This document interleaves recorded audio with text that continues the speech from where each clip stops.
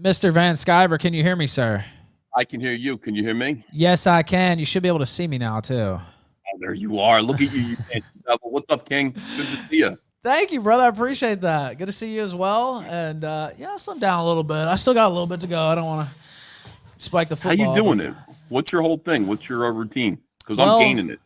for one, I every once in a while I might have a Coke, every couple of months or something like that. But mostly I've cut out Cokes, basically cut out sugar.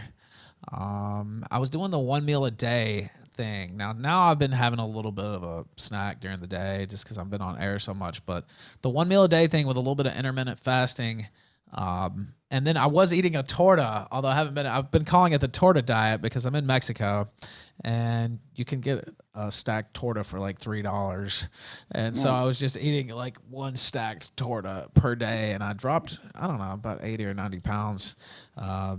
On that method. I won't go into all the, I had a change in my life, I guess you'll say, that made me think that maybe I need to lose some more weight. Might have to get back out there a little bit. And so, so that was a good motivator as well. And yeah, that's basically how I did. And some walking, right? Like I haven't done a ton of I was going to exercise. ask about Yeah, that. yeah, Yeah. You yeah, actually doing anything? Because I yeah, don't yeah, want to yeah. do anything. Yeah, I've been walking. So my truck was in the shop for 3 fucking months in Mexico. But the good thing about Mexico is it's most of the neighborhoods are kind of structured around being able to walk to almost anything you need. And so I was doing a lot of walking there and a little light exercise, but mostly just the walking and the diet change. And I dropped a ton of weight. Good for you, dude. Good Yeah. for you. Stay healthy. Yeah, I appreciate that. Now, how you been? It's been a while since we had you here. Yeah, I'm doing good. I'm very busy. I'm fulfilling like 4 different comic book campaigns. A toy see these toys over my shoulder right there? I see These that. are all Cyberfrog toys that I made. I made action figures and Wow. statues and stuff.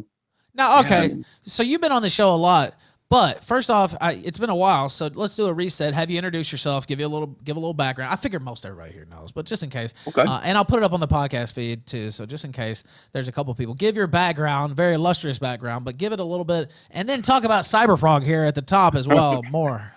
All right. Yeah, sure. I'm Ethan Van Sciver. I'm a comic book artist, turned YouTuber slash comic book artist, leading voice of Comicsgate, which is a movement that sprung out of Gamergate, of course. The same shit was happening in the comic book industry where I worked. I worked at DC Comics for 20 years, was canceled for being alt-right Trump supporter, and had to go out on my own. And I did. I went out on my own and started crowdfunding comic books, kicking some ass with a comic book that I made when I was 19 or 20 called Cyberfrog. Raised $6.6 million on the character so far. And we've been able to make great, like my rack here is all Cyberfrog comics, beautiful, shiny Cyberfrog comics that we make with chromium covers. We've made action figures. So we've been very, very successful in pointing the way towards what some people call the parallel economy. And it's working out. It's working out good. So we're still here. I'm working on Cyberfrog #3 right now. Books like Rainbow the Brute, which is, we took Ethan. We took all these like boy, it's weird calling somebody else Ethan. Yeah, it's both our names. Yeah. We took all these girls' toy properties from the 1980s. I had 3 sisters growing up, actually 4 sisters. I'm sorry, I had 4 sisters growing up, and they all liked Strawberry Shortcake and the Care Bears and Rainbow Bright. So I'm familiar with all these characters. What I did was I made a world where I hyper masculinized all these like girls' toy properties, and it's called Rainbow the Brute. So I'm working on that book right now.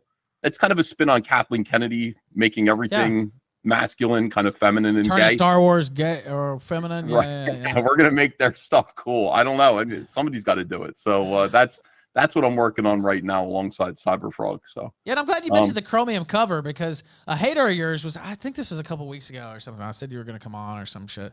And they're like, have you read Cyberfrog? And I actually haven't. I mean, I didn't want to lie.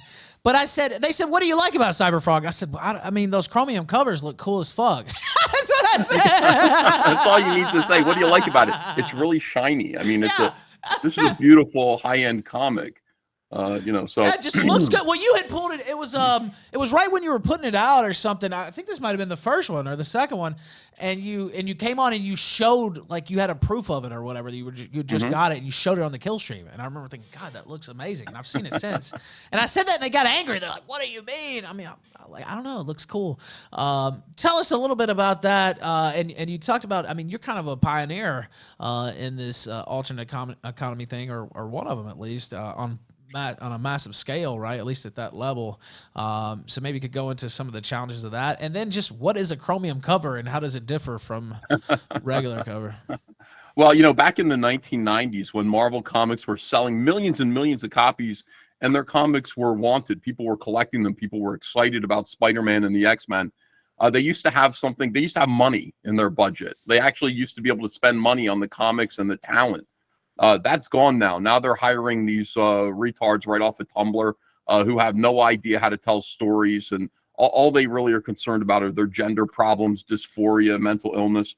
So those comics are pretty much dead. But the idea of making comics that actually look beautiful on the outside as well as the inside is something that stuck with me. So we were able to raise so much money on the first Cyberfrog book, which is called Blood Honey, that I brought back this technology which had just gone extinct. I found the guys who made the chromium in 1993, and I went to them and said, can we get your factory up and running and make chromium again? And what it is it's just this kind of plastic, kind of highly mirrored cover that you can print anything on, and then you actually etch in it really is beautiful. It's designed. It is. See the little shininess behind it. It looks glittery. They just look fantastic. They look so much better than any other comic book out there.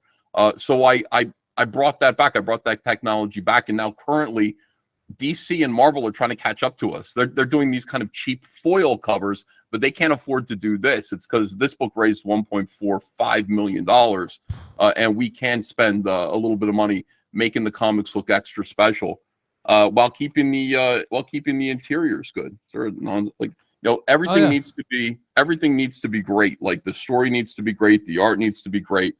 Everything just needs to be like a real comic book. If we're gonna, because this is what's important to me. Like comic books are important to me. I devoted my life to it. When I was 19, I said, this is what I want to do for the rest of my life. And I didn't know the comic book industry would be hijacked by feminists and killed off halfway into my life. Or my middle-age crisis was fucking SJWs ruining my industry. So, being able to do comics, do them on my own terms, make more money than ever before, and make comic product that people actually want. They want to collect these, is really highly fulfilling. So that's been Comicsgate. And of course, because we're doing this, Ethan, you're not going to believe this, but there are people out there that want us to fail. Heard all about that. Yeah. It's so weird. I know you've never had that problem. Never. They only wish me the best, Ethan. What do you mean? You don't have. There's something called an A-log that wants to. By the way, my wife was like, "What are you doing? Like, what's this show you're going on?" I'm like, "Oh, this is Killstream. This is the biggest. This is like this is the grandfather of live streams of shows. It goes back to Gamergate." I said, what this is this is a lolcow checkup. This is just to check and see if Ethan is a lolcow, still a lolcow or a lolcow at all. So I said, this is my checkup. And she said, good luck. Don't make a fool of yourself. So we'll decide if that is what this show is it not? Well, I mean, it's gotten crazy on the show at times. Yeah, historically, there's been sometimes it's myself being, it could be anybody. It just depends. But yeah, I've had my moments. Other people have had their moments here in the sun, for sure. That's the whole thing about the internet. Like, this is war. It's not just about only making comic books and getting them out there. It's also just fighting for survival on the internet, which is its whole other thing, isn't it?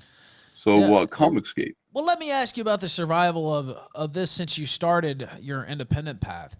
And we'll talk about, there's a couple of drama topics. I think what we'll talk about eventually. But how do you keep this, how do you keep the train going? You have an initial offering. You're a famous comic book artist and were before all this started, right? People come and they want your art, right? Like they collect your art. Like I don't know if people understand, right? Sure. A lot of these people, and some people read comics and do this type of stuff in the audience. Others might not know, but there's like a huge market. And when somebody likes your art and you're well-known artists, they collect all your covers and get them graded, and they want to meet you at conventions. Like, it's a pretty cool life, right? It's pretty Yeah. cool. And then you come out and you start Cyberfrog, you start, Comicsgate and all that, and it has this huge momentum, and everybody's talking about it. How do you keep that going though, over successive releases, and keep enough fire in it to keep it burning? Well, I mean, first and foremost, I can't do it by myself. There are a whole lot of other creative people that are part of Comicsgate who used to be Marvel and DC. We just had like the greatest. When I was like 19, there was an artist named Dale Keown, and he drew the Hulk, right? And then he went to Image Comics and drew a book called Pit, which was the Hulk but with claws. I mean, just a fucking pit. Look up PITT, and then just write Dale, and you'll find Dale Keown's Pit. It is incredible, and he was my favorite artist for a long time. A long time. He just joined Comicsgate. He's part of our movement now. He defected from Marvel Comics. They wanted him to do Avengers forever. And he just said, no, I don't like these SJLVs. I don't like this. Like, you have to walk on eggshells around these people. They're very delicate. You can't misgender them. You got to be careful of their pronouns. It's a very creepy. Last night I was on my live stream. I said working there was like swimming in a warm puddle of AIDS, like nonstop. Just fucking, the people are really spooky. So he joined us, and he's doing comics and covers for us. That poster on my wall right there, you can see a little bit of it. That's Dale Keown drawing my characters. That kind of thing creates enthusiasm, and just it takes a little bit of the initiative, the obligation off of my own shoulders, because we have other artists constantly creating, constantly doing their own stuff, and just keeping the train running, which is, I think, important. Now, is it cool? So, for those who don't know, you've drawn for Batman and the Justice League. I think Superman too, Green Lantern for sure. And so that's awesome, right? Like, that's pretty cool to be able to influence those properties and put your own artistic spin on it. But is it cooler to step outside that? Like you said, oh, they just want him to draw Avengers forever, right? Like, I mean, can that get a little? It's cool handling those properties, I'm sure, but it's like an actor wanting a new role sometimes, right? Like, to experiment a little bit. Yeah, like working there was kind of fun because it's easy. You're working on properties that everybody already loves. So, when I'm drawing Batman or Green Lantern, I get all kinds of love because, wow, like you're drawing the character, the comic book that I like. You get flown out to conventions and people line up to meet you, and it can really go to your head. I see this happening to a lot of people, a lot of my peers. But you don't own this shit. The minute they get sick of you, they'll kick you off, and you find out that, it wasn't you, it was Batman. It wasn't me. I had great ideas for Green Lantern, but it wasn't me. It was Green Lantern. People liked Green Lantern. So anybody else can jump in there, fill those shoes, and just keep that whole thing going. A lot of people work in the mainstream, and they bounce around. They don't really save any money. They're getting paid well enough. They're getting paid to live good, middle class, upper middle class lifestyles, but they're not saving. I just watch them throw their money away on silly things, and because they think this is going to last forever. And before too long, you have like a 20-year lifespan, I think, most people as creators in comics. When you're done, like these guys just end up like broke and starting GoFundMe's for like household necessities. I mean, I've seen it so often now. Just help us. We're going to have a cold winter. We're going to need a little help. And it's like, you're a talented creative person. You got to get out there and create something of your own that can be a legacy. It's a little bit more scary because, people don't know Cyberfrog the same way they know Green Lantern. So, this is going to rise or fall on its own merits and my own ability to promote it and sell it. Whereas DC, Green Lantern, and Batman, they're going to sell anyway. So that is scary. But the good thing is nobody's going to fire me from this. And also, at the end of my life, all of the work that I do for this book, I'm going to hand off to my kids. And so my kids are going to inherit my backlog of work. Okay, all of the Cyberfrog stuff. The IP itself, I will never sell it. I'll sell it to get cocked up by Disney if they want to. That's on them. But that's more of building a legacy. It's a lot more work, it's a lot more risky, but I think everybody needs to do it. I think all these people need to do it, especially as the comic book industry seems to be sinking right now. I don't know if you've seen any of that, but yeah, I've read a little bit about it. I'm not plugged into the daily, but it's something that I keep in contact with, if that makes sense, right? Like I check in or see this story. It's almost impossible not to see a little bit, hear a little bit about it around it. And I love comics, but like I can't say that I was deep into. So I was the type of guy who would buy a comic every once in a while when I was a kid, or I'd see something, at the drugstore, right? When they used to sell comics at the drugstore, right? And there used to be a drugstore rather than just right. Walmart or Walgreens or whatever. Although there were Walgreens too, but you buy a comic here or there, or this storyline, this and that. But I wasn't like plugged in daily like I was with wrestling or something like that. So it was one of those things that kind of. But that's what it is. It is like wrestling. Like these guys, our audience, Marvel and DC's audience, like they're plugged in. They're addicted to it. Like they're following the stories. It's like every Wednesday they got to go and drop $50 on comics, and that's how it used to be. That's the ecosystem of the comic book industry.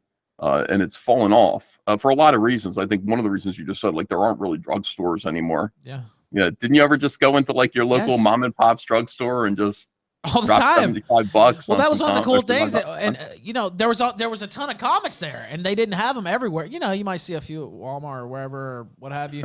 But like the drugstore had a whole rack of comics, and I wasn't always reading them every day, so I'd go there, I'd read comics while my mom was fucking around. Sometimes I would, buy one or what have you. Sometimes I would just read them off the rack, which is not appropriate, but I was a kid, so whatever. But yeah, that was an awesome part of going to the drugstore. Yeah, I mean, there used to be a lot more brick and mortar mom and pops. Everything's changing now. If you want to succeed in business right now, one of the main things that you got to think about is I got to be able to offer my product without the person having to do anything except plug their credit card in. Like they don't have to get in their car, they don't have to go anywhere, they don't have to really do much. Just point and click, and you're going to succeed. You're watching like. Do you use DoorDash? Do you get DoorDash in Mexico? Yeah, they have Uber Eats, and they have a service called Rappi. And here in Merida, they have a whole fleet. Like, there's more people doing delivery in Mexico. So there's people who are just out on their motorcycles or motorbikes all day long doing like a whole delivery class. And so deliveries are like $1 or $2 in Mexico. So they're a lot cheaper. That's not so bad. No, it's not bad at all. No, it's way better than the U.S. in terms of price. But yeah, there's a ton of delivery here. Yeah. Yeah, DoorDash has like become quite a thing. You got all these guys out there in their Uber Eats cars, delivering food, like a Happy Meal from McDonald's, which is probably like $8 if you just go and pick it up. It's like $22 to get it delivered. But people do it because you'd rather just not do anything. You'd rather pay more, stay at home, than go pick it up and save $14 or whatever. You'd rather just stay home. That's where business is going now. That's why all these brick and mortar places are closing down. Comics are going to have to figure out how to sell themselves over the internet a little better. All right, now before we get into another independent comic area, let me ask you about the gay Green Lantern. Since you did work on Green Lantern, first off, explain the backstory a little bit. We talked about it a little bit. Tim Sheridan, I think, is the guy's name, and I did see the video where he said, and maybe it was you making fun of it, I don't remember, but he said you had to go out and support this to prove that there was a demand for the gay Green Lantern, and turns out there's not really. There isn't. Thank you for making that an issue. Yeah, thank you. So in other words, if people don't buy the gay Green Lantern book, there isn't a demand. Thank you for that. I appreciate that. Yeah, that was something else. I was working at DC Comics at the time that this happened. This was like around 2006 or 2007. And I was working on Green Lantern, Hal Jordan. And there was a rumor. I was in the office in New York City, and somebody came in and said, they're making Green Lantern gay. Did you know that, Ethan? And I said, pardon me? Like, am I Hal Jordan? Which one? Like, which? And they go, no. Like, they reassured me. They go, no. It's Alan Scott. Alan Scott was the original Green Lantern from the 1940s, and he has nothing to do with Hal Jordan or the Green Lantern Corps. Or they wear rings and they're police. He's an independent kind of oddball character from the 1940s who's an old man in the books now. They said the Earth 2 version of Alan Scott, an alternate multiverse reality version of Alan Scott, is going to be, he might just be bisexual. And I said, you guys are really just dipping your toe in that water, aren't you? Like, just make him gay. Like, what are you doing? Like, you clearly want to be like, assert yourselves that these characters are going to be gay. Just do it. Don't be pussies. Don't do it, half measures. Just make him gay. Well, no, just the Earth 2 version was gay. And then, of course, as time went on, they just announced that the real version in our quote unquote our reality was also gay, which is weird because he has 2 kids. It's like the character's not gay, like he's never been gay. So anyway, he became like a symbol of pride, DC Comics pride, which is something that they rely very heavily on, and I don't know why. I'm not sure why they put out these pride books all the time, or virtue signaling to the LGBTQ lobby.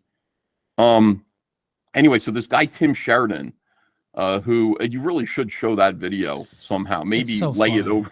he's such a fucking, like, there's a new kind of bully out there. It's like a pussy bully. It's a fucking, the kind of cuck that we'd push into lockers in high school, uses the internet now to bully other people with their I'm a marginalized person. I've got a whole army of people behind me who will stand up for my rights. So that's who this guy is. And it's just he's just like, if you buy this gay Green Lantern book, we're going to show this Comicsgate trolls. We're going to push them back under the bridge and we outnumber them. Ethan, they don't outnumber us. No. They don't outnumber us. I swear to God, what are you, 2% of the population? They're under no circumstances do you outnumber. You should not be saying things like that. You should be begging us to look at your weird stuff and just be like, accept it. That's about all there is. So most people, there are gay characters in Green Lantern, or are gay characters in DC Comics, and that's fine. This guy wrote like a 5-page sex scene with Alan Scott with his shirt off and his underpants, wearing cowboy boots, rolling around in a bed on top of another dude, like for 5 pages. It wasn't even just, it just went on and on and on, being blacklisted or being brought, what's the word I'm looking for? The director of the FBI is not blacklisting them. He's bribing them. I hope that wasn't it. No. Why can't I remember? I got old man brain right now. He's basically bribing and threatening Alan Scott. Blackmailing. Thank you. Yeah. We're going to show everybody that you're a homosexual if you don't, come to my party with Clyde Tolson. Fucking weird. Like, nobody wants to read this. This is not a comic book. This is not a comic book story. So anyway, the book, he begged people on the internet, and he made Comicsgate an issue. He said, we're going to do this to prove that Comicsgate has no power here. And it didn't even hit the top 50. We don't know where it is. So you only do that if you know it's going to do well, right? Like, you don't. Now he looks like a moron, a gay. You want to stand if you're gonna do that. This is my advice to the homosexuals in DC Comics. If you're gonna do that, if you're gonna challenge Comicsgate in that kind of a way, you better be standing on Batman's shoulders. That you better have a book that everybody is gonna buy anyway. Alan Scott Green Lantern ain't it? And so. Yeah, it was embarrassing. Yeah, better be Batman, Superman, Justice League, something top level, because they did a book where Russians captured Superman and sodomized him. He was in prison. They had kryptonite and they were jamming instruments up his asshole while he howled into the red sun. Why would they do that? I don't know. They're fucking like. I was like, guys, they're like, well, it's just one story. I'm like, you can't unfuck that ass. You just raped Superman. Like, that lasts forever. There's no way Superman's not supposed to be sodomized. What in the world? If anybody's not supposed to be, how does I don't know, kryptonite they were literally sticking up his ass? They were using that to weaken him so that they could stick implements up his butt and torture him. Yeah, they captured him. Okay. That's where we are right now. Okay, this is the level of degeneracy that we've arrived at that company, and that's why people are looking at us. It's like they're looking at Cyberfrog, they're looking at Comicsgate. Appreciate it. Are they looking at Isom though? What is your? Pardon me. Well, I heard a few things. What are you? What's your favorite part of Isom? I guess. I like the cover that I did for number 2. I thought it was pretty good. I'm doing covers for some indie books lately, Andrew Tate, I don't know if you know this. Andrew Tate just retweeted. I did the cover for his second comic book. Really? That's going to set the world on fire. I can't wait. I just fucking can't wait. Well, Andrew Tate, Eric July, they're kind of in the same class. How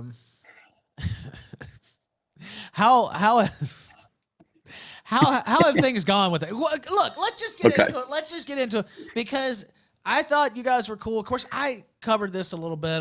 I'm friends with Dick Masterson. You probably know which way I went with it. But He is the worst person. Do you hear comment? He is Dick Masterson's the worst person in the world. And Vito, I hope he falls into a hole. These guys are terrible. Couple nasty pieces of work, but yeah, you know, I wasn't paying attention to him for that reason at first, and then, well, Eric G. Light progressively, I guess you could say, kind of lost his mind a little, and what he should have ignored.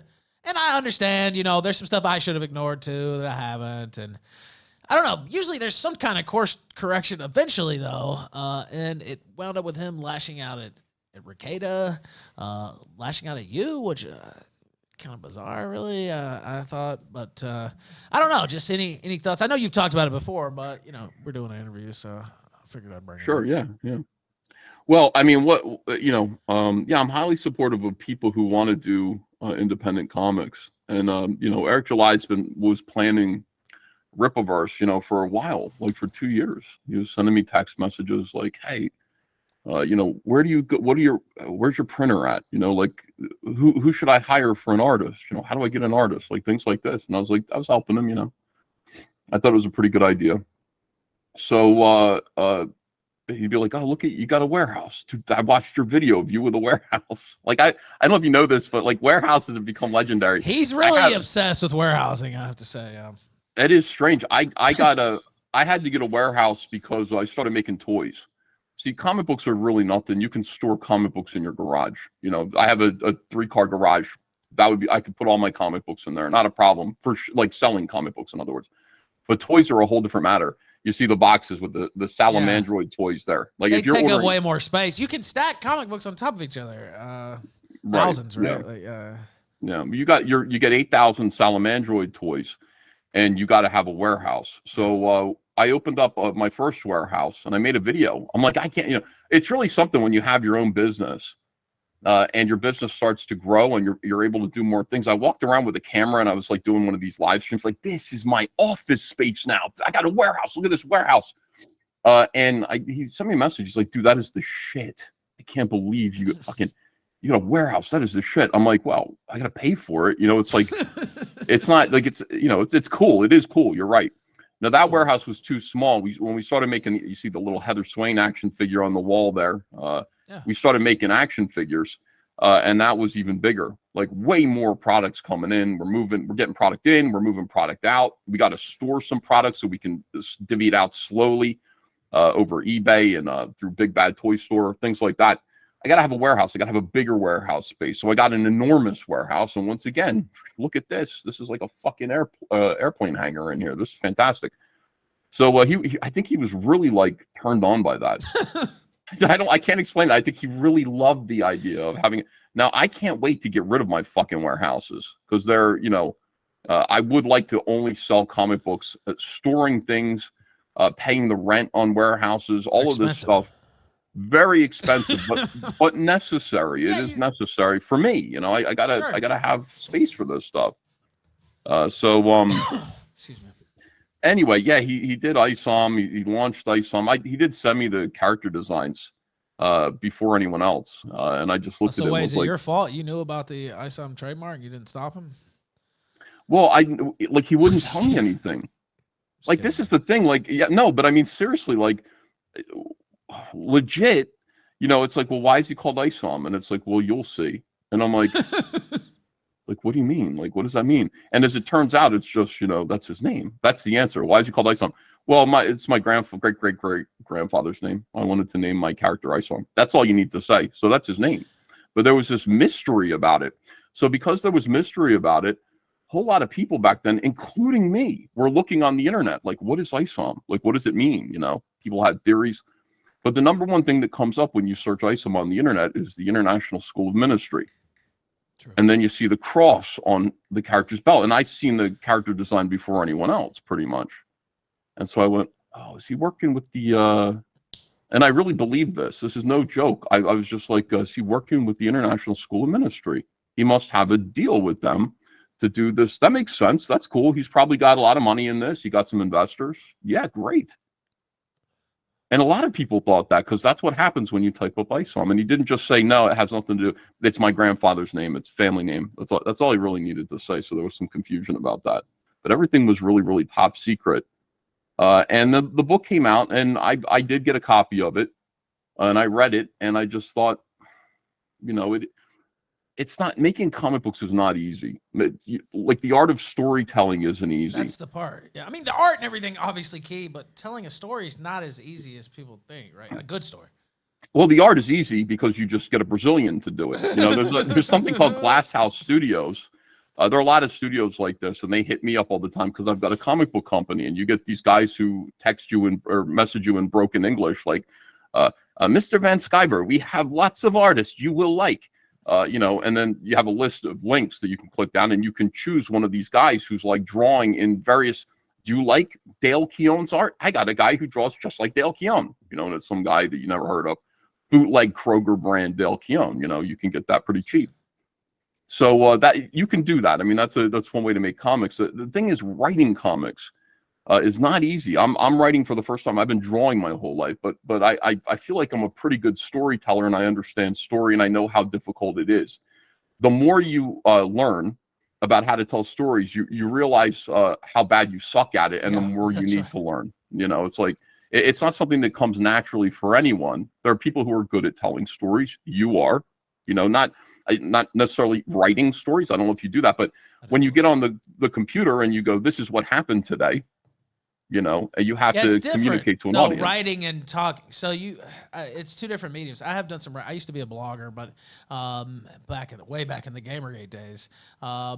But first off, blogging is different than long form writing anyway, and storytelling. But it's totally different to tell a story, and there are different beats and different things you want to do when you're telling a story. But writing it, you're never as good as you think you are. Let's just put it that way. Like you said, you always have something to learn. You're going to hear it from people. You're going to hear criticism. Yeah, as an artist, I heard it too. Like, all these comic book artists are the best fucking comic book artists, the best artists in their high school. You know what I mean? Like, I was the best artist in the high school, and big fish in a small pond, and then a microscopic fish in a gigantic pond full of like sharks. Like, when you get into the comic book industry, and they'll eat you up, and they'll tell you, you're not as good as you think you are, and they'll laugh at your artwork, and you have to either learn how to deal with that criticism and grow, or you die. It's one of those two things. You got to kind of be a little bit humble, and you've got to learn to accept criticism. And by the way, you're going to get good criticism from people who hate you, and that's the thing that's really, really tough to understand and to internalize. It's like, my mom isn't going to give me my best criticism because she loves me. Well, I trust my mom. I'm going to listen to what my mom has to tell me about my work because I love my mom, and I know she wants the best for me. Well, she's not going to tell me the truth, or she doesn't really know, as well as somebody who fucking hates me and thinks my work sucks and I don't deserve to be here. They're going to tell me the truth. They're going to actually give me information that's going to help me get better, Yeah, and you have to parse it out from like just the rabid haters or just hating just to hate. And then even them, sometimes they'll say something like that you should take on board. Really, it's hard to take it on board sometimes, like you said. But it's you got to separate yourself from it. Yeah. It's not. Don't take it personally. It's not. It's your art. It's the thing that you're making. It's not you. You don't have to go. They hate me. No, it's the art that you're making. So it's the story that you're telling. If somebody has a problem with it, and yet the other thing is, not all criticism is good criticism. Some of it just is stupid. You have to be able to be honest with yourself and recognize, oh yeah, this guy made a good point. Like, I was unclear here. There was a reason why I needed to explain what this character's motivation was a little bit better here, because I knew it, but I didn't explain it. I didn't justify this character's action in the story. You're going to get critiques like that are important. So I thought Isom #1 was a good first effort, but it was very dry. It felt like the pilot episode of a TV show that wasn't going to get picked up. But it wasn't, it wasn't terrible. It just wasn't good. It was just a good first effort. So I was generally supportive, and I had this idea that, Eric was going to behave kind of like the way my friends in Comicsgate behave, which is to take criticism and be like, look, dude, it's all about the story here, So I'm on like the Yellow Flash show, Yellow Flashcast, and I'm on there. I guess I'm on there with Eric July because Dick Masterson had been with Ricada and somebody named Nina Infinity on a stream. And they had this whole conflict where it was like, Dick Masterson said something like, well, listen, the whole thing seems like a scam to me because I don't think he can write. I'm pretty sure the book sucks. And Nina said, you didn't read it. And he goes, did you read it? And she goes, no. And he's like, okay, so neither of us read it. And you need to read it and I'll read it. And then I'll come back with my critique. Well, lo and behold, Dick Masterson went back and read it. And he came back with a solid bog standard kind of critique of the book, of the story, the kind that you would get from somebody, anyone who was assigned to read a movie script in Hollywood on behalf of a producer or director. Very just basic, honest notes. And it was great. I read them and I was like, Dick knows what he's talking about. I didn't know Dick was smart, I mean, I knew he was smart. I didn't know he was creative like this, but he is. Yeah, he is. So I thought that was cool. I wrote to him, I said, these are good notes. I said, will you read my book? And he says, oh, yeah. It's really super nice to me. I sent him my book and he went through it and he chopped it up and he sent me back equally good criticism. Which I think he liked Cyberfrog better than he liked Islam. But the criticism was really, really good. And I was like, great, I'm going to take all this on board for next time. So anyway, he came back with this criticism and I watched because I thought Eric would either ignore it or just say what you're supposed to say, which is, thanks. Hey, good notes. Thanks. You know what I mean? It's just like, that's all you really need to say. But instead, he had this stream where he started calling him a retard. He started going through the notes and sort of just presenting pieces of the notes, fragments of the note, trying to debunk what was an honestly really good critique. And I thought that was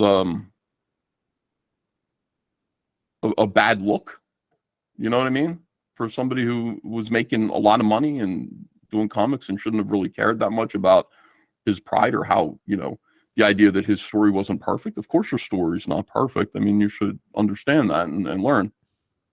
But he was so angry at this guy that he refused to take the criticism to heart. And so we got on a live stream together and I was trying to explain this to Eric, and he was just like, I'm on Flashcast. You can still see this, I think, somewhere. It's probably on YouTube somewhere. But I'm trying to explain to him, I'm just like there's no such thing as good faith or bad faith criticism. That isn't a thing. You can't just say, that's an SJWism. When you watch SJWs, they go, he'd never debate us in good faith, and that's why we must not ever debate anyone from Comicsgate. And it's like, that's a way of saying, I'm dismissing any of their ideas without even hearing them or having to confront them or debate them because of something called bad faith. Like they mean you harm, and therefore we mustn't listen to their ideas. And it's bullshit. There's no such thing. There's good criticism and there's bad criticism. There's valid criticism and there's invalid criticism. And both can come from people alternately that like you or hate you. So I was trying to explain this to him. He's getting mad at me. He's like, no, man. He's like, you don't understand. I have to listen to these guys. These guys are coming from a place of bad faith and they're retarded. I was like, Dick Masterson's not retarded, dude. I'm sorry, but he's got a pretty high IQ. He may be like a king troll and all these things, but he's not stupid. He's not retarded. You should actually look at the notes, and you don't even have to say anything. Like if you said, I'm not going to react to them, that would be fine. But you did react to them. So now that's out the window. So anyway, Dick Masterson shows up and the two of them just have this incredible, you again, watch this video, this back and forth where Eric just shuts down. He's angry at having somebody criticize him. And I was just sitting there like, shit, here's the situation now. A good percentage of my supporters love Eric July. But I know he's wrong here. And I know his attitude is detrimental to the indie comics movement that I'm shepherding. So if I open my mouth and say anything in this situation, I got to be careful because a lot of my fans are really charmed by this guy. And he's saying things that are really, really harmful to art, which is what I care about here. I'm trying to make stories and I'm trying to get other people to do the same thing. If we're going to actually if we're going to have any effect on the culture war at all, right? The only way we can do that is to create stories that become movies, that stand in every now and then for Disney shit. You know, these properties, these IPs that have been cucked by leftists. We hold on to our stuff. You know, we let kids see our stories that don't, you know, that have our values instead of theirs. That's the only way we can really win. And that means we have to learn to tell stories that are good enough to become movies and video games and TV shows. So I'm listening to this like good faith, bad faith criticism. And I know the criticism is good. And I said, Dick, I think the reason why he's shut down, he's not listening to, is you called his whole business a scam. And so he's not going to listen to your criticism. And Dick, in a very admirable way, just stopped making fun of Eric and just kind of said, oh, okay, I see. He said, well, I want to apologize for that. I didn't mean to call your business a scam. And Eric just said, whatever, bro. And that was it. That was it. He didn't hear the apology. There was like a real genuine apology there where, you know, Dick was like, wait, I'm actually trying to impart like helpful criticism to you, but you're angry with me because, yeah, I did attack your business.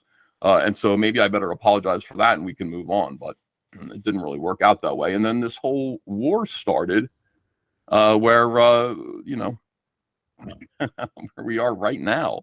And I'm like, I guess I'm in between it, because my appearance on that show led to me getting a text from Eric July, which which in essence said, this was like right after the show. I think Vito showed up in my chat and I brought him on real quick and made fun of him and then kicked him off of the chat. But me allowing him on my show pissed Eric July off. And I got this text from him, which said, I could probably call it up and I'll read it. I shouldn't like try to paraphrase it. That would be dishonest and unfair. Yeah, that's fine. I saw it, but yeah, you should read it. Somebody in chat said maybe you disrespected him. That's something that Isom doesn't take very kindly to either. I think. That's very funny. Yeah, like the thing about it is one of the things that Dick points out is that like your character's your protagonist. Like Isom is the protagonist of the story, and so even if he's a badass and he's doing bad things, we need to understand why he's doing it. There has to be a good reason for him to do it. You look at Breaking Bad, you look at Tony Soprano from The Sopranos. These are villains who are doing criminal acts. Right. But for some reason, we're with them because we understand why they're doing the things that they're doing. They're anti-heroes, basically. Right? Like, yeah, they're bad guys. I mean, Tony Soprano, you root for him. He's a complete piece of shit. He's a piece of shit. Yeah, it's a great con job that David Chase plays with that entire show, because the end of the series, spoiler alert, the screen goes black, and basically he's murdered us. Like he's done to us what Tony Soprano did to so many other people. He pulled the plug on them. That's what being murdered is. You know, it's like you don't get the ending that you want or you think you deserve. It's just lights out. That's it. Sorry. And you feel like, holy shit, I was stolen from. They took something from me, right? Well, that's what Tony did to all of these people that you watched him kill. And now it was done to you. And how do you feel? And the whole, the entire Sopranos watching world was outraged. I watched it live and I was outraged. Yeah, that's exactly right. David Chase said, you watched this guy murder all these people and you were on his side, and now you know what it's like to not get the ending that you deserve. That's what being murdered is. And I've just murdered Tony Soprano. You get nothing. It was such a smart, that's great storytelling to the point where it's meta. It affects you. Like it actually affects you, how you feel. I love The Sopranos so much, by the way. And also Mad Men. Don Draper's a complete piece of shit throughout the show, if you've ever seen Mad Men. But there's a reason he's a... I do too. Of course, that's Matt Weiner, who was understudy for David Chase. But whatever. Yeah, Mad Men. But Don Draper, but they have all these reasons why he's fucked up, right? Like, if you've seen the show, there's all kinds of reasons why he's completely... broken. You're following his story and you understand why he's doing what he's doing. That's all it is, you know. So it needs to be something other than this guy disrespected him, because you know, fuck you. Like, so what? Like you got disrespected. You know, it's like you don't get to go in there and beat everybody up. Like, that's not anything that any kind of hero, anti-hero or actual hero would do. Nobody can relate to that. So it goes to the case of motivation. But what did he text you? So I got this text. It says, I'm going to be 100 with you and not be public with this. This was on August 10th. You going out of your way to play middle of the road publicly with a dude that has gone out of his way to work overtime to publicly defame is whack. I love the way he It's writes, whack. man. He's keeping it He's keeping it 100 though. So he's just telling how it is. It's whack. It's whack, man. It's even weaker that you lend credence to their narrative. I treat you like anybody else in this space. Wait, he says, I treat you like I do anybody else in this space. And that I do not use my platform to amplify narratives that go against others I'm cool with. Everybody I do shows/streams knows not to bring up any gripes with people I'm cool with, as I will not give it the time of day.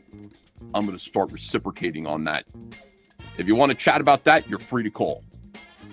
So I said, yeah, we better talk.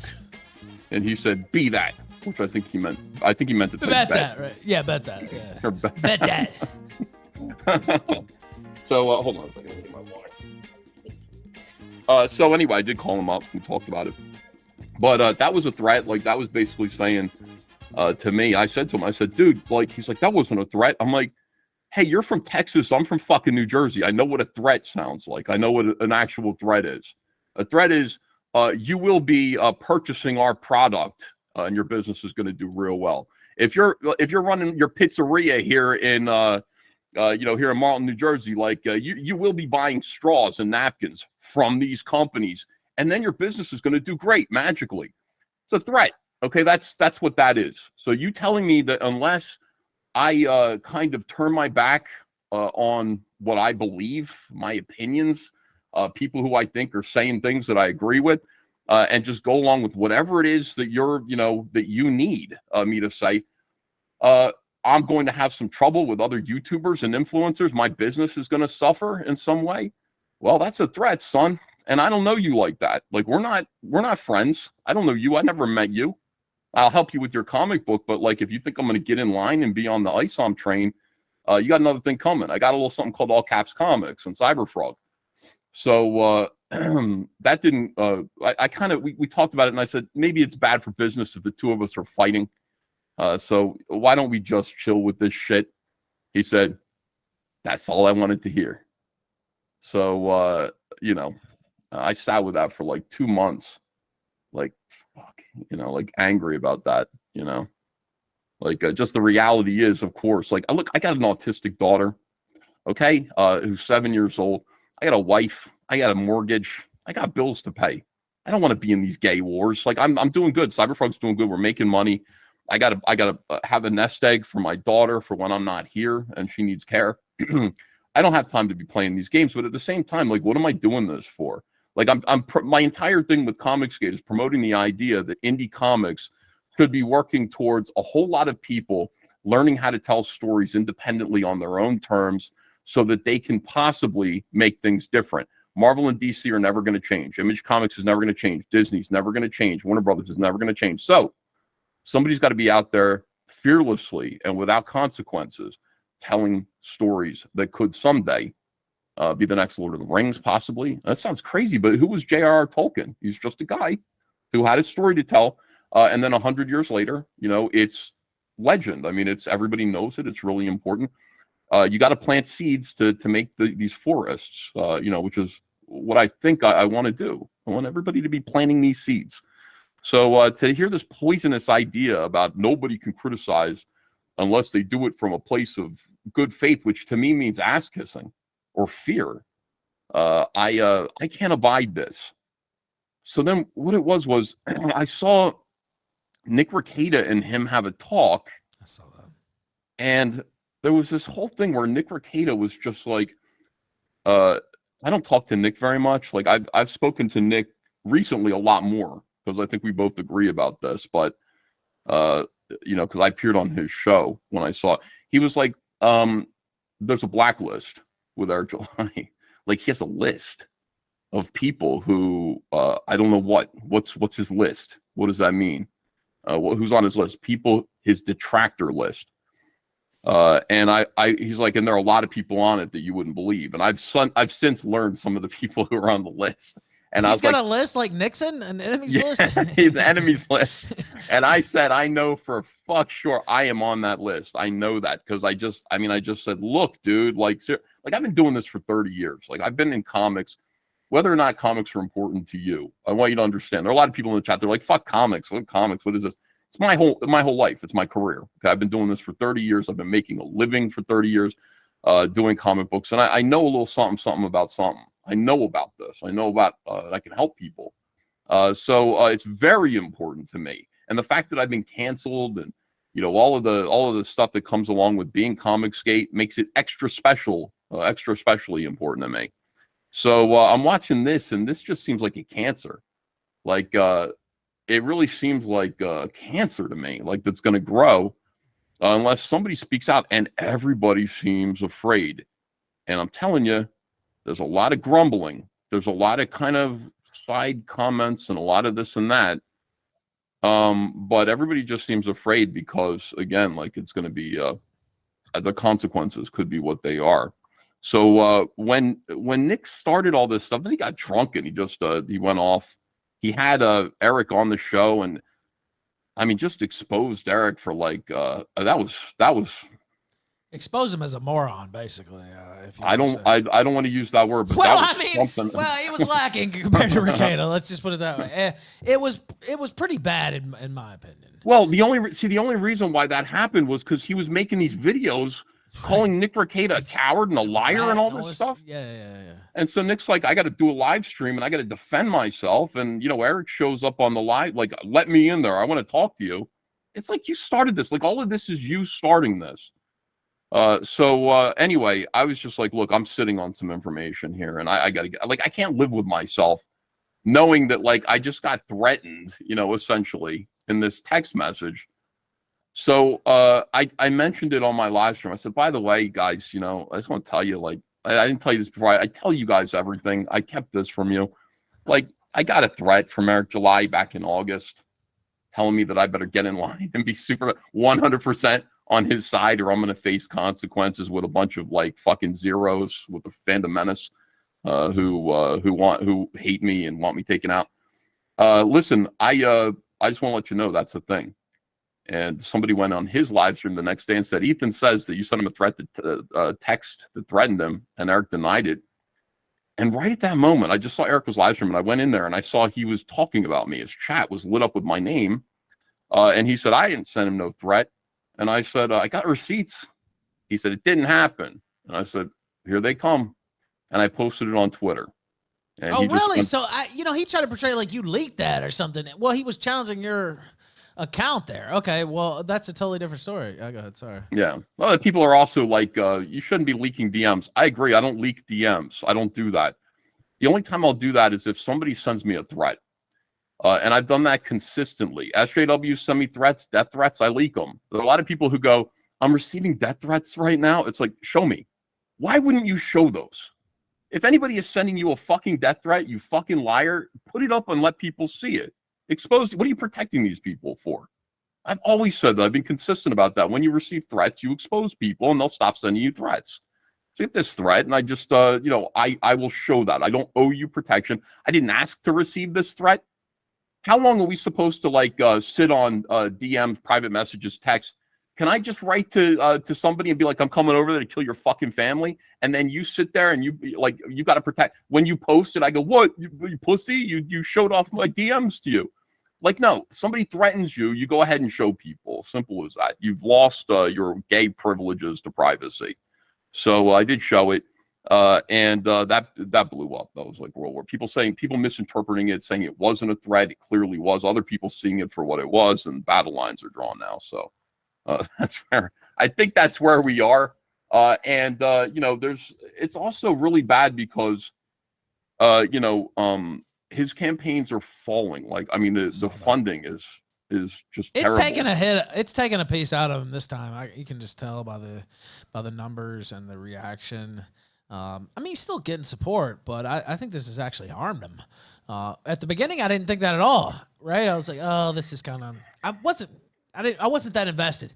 But the more it's drug on, the more he's carried it on and made all these videos about it. And I could see one or two, but I just don't think it's good, especially when he's making a lot of money, right? And he has he's trying to have a big tent and a big thing going, not a niche thing going, and I think it's actually harmed him. I don't know. I'm not sure what's going on. I just think that like There's a lot of stress there. And I can understand that. I sympathize because running a business is stressful. He's got tremendous overhead. He initially started out his business promising transparency. I told him, Eric, like, you don't owe anyone any to see your financials. You got to be kidding me. Like, no, we have different values, Ethan. I'm going to show people my financials. I'm like, no, like, seriously, Eric, like, if you're going to like listen to me about anything, make it be this thing. Do not show people your financials. Well, we have different values. It's important. So he revealed that he's paying like $18,000 a month in rent on his warehouse. I'll reveal that mine is $3,500 a month, and it's almost as big as his. I mean, it's like I saw that and I was like, 18,000 a month just in warehouse money. I mean, anybody can do the math on that, right? You're paying 15 people full-time salaries to work in that warehouse.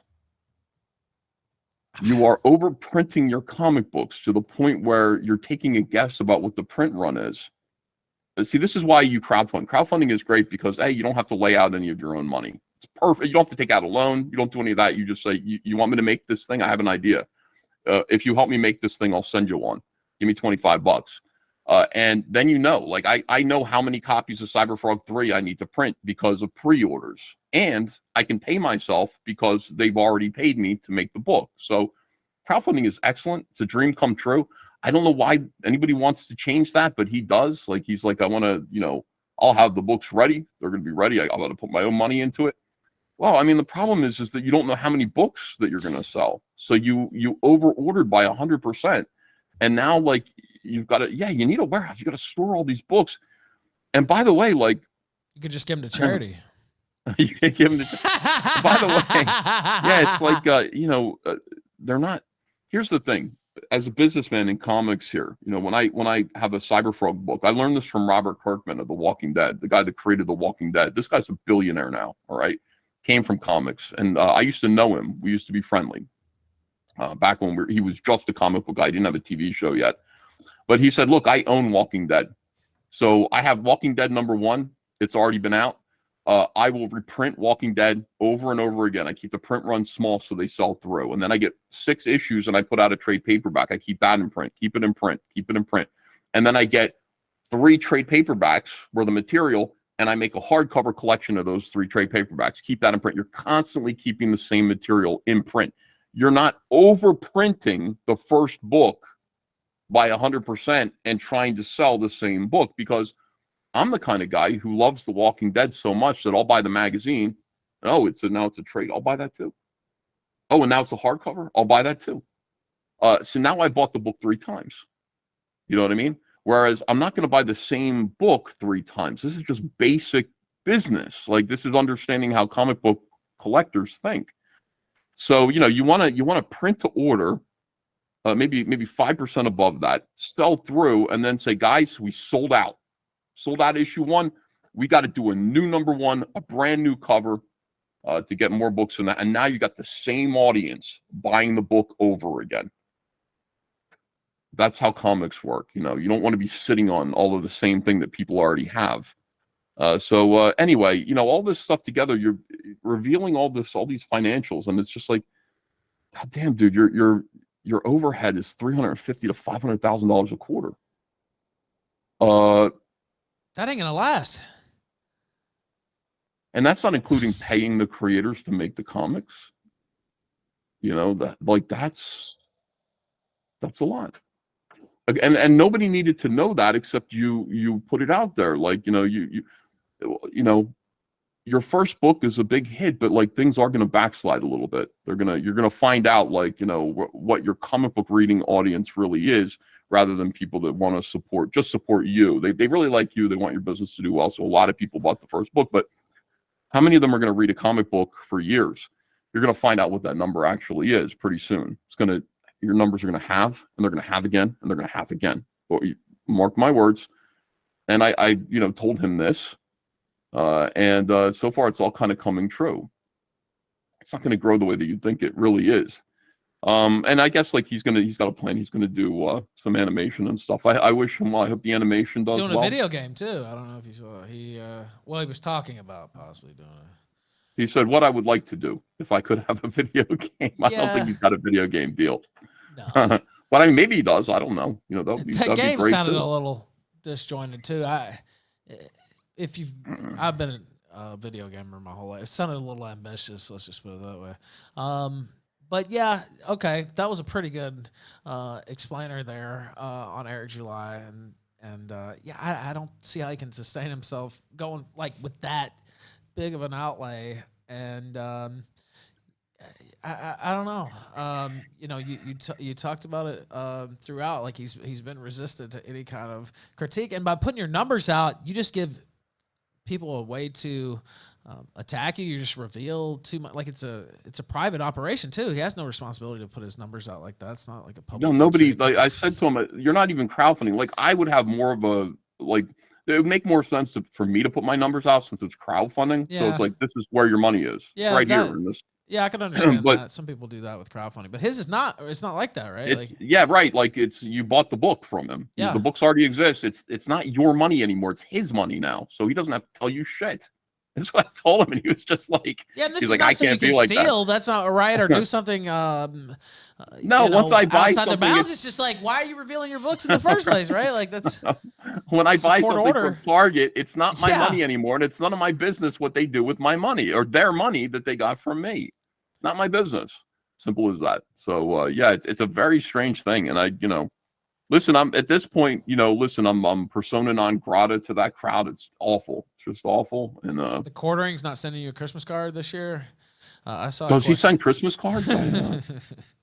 I've never gotten one of those. That'd be great. You know, it's funny because somebody sent me a question on Twitter. I'll roll through some of these questions. I don't know. I did see the quartering said a few things about it, and whatever you need, Eric. You know, I saw that tweet when Dick Masterson. You know, he claimed that Dick and Vito had set him up on this lawsuit, which they didn't, but whatever. Um, okay, let me go back through So that here. lawsuit, let me just say Yes, something about that. There's yeah, if there's you want this to. idea that lawsuit popped up within 2 days. And let me just dispel that myth. Takes a while to put a lawsuit together. It's like the FBI putting together a case. They didn't just decide on the spur of the moment to write up this excellent lawsuit and serve it or not serve it or threaten Eric or not. They've been watching for like a year.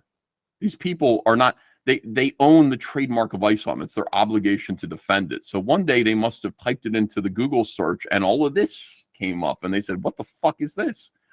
And then put their lawyers on it, and their lawyers have been watching all of this happen for a year.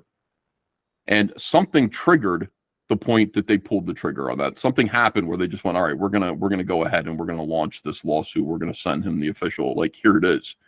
I don't know what that event was. It could have been the troll who sent the message that said there's some confusion here, but maybe it wasn't. Nobody really knows. And in any case, what was that troll's name? Obtuse Gnome. Yeah, I think so. Something that message could have been that. Maybe not. But the point is, it was going to happen anyway.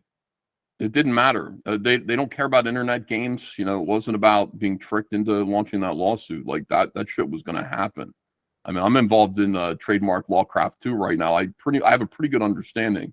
I'm no lawyer, but a pretty good understanding of how this kind of thing works. They have to defend their trademark. They have no choice, and they knew about it because they look for ISOM on Google. They look to see if anybody else is using the word ISOM in business in a way that might be confusing. They knew about this a long time ago.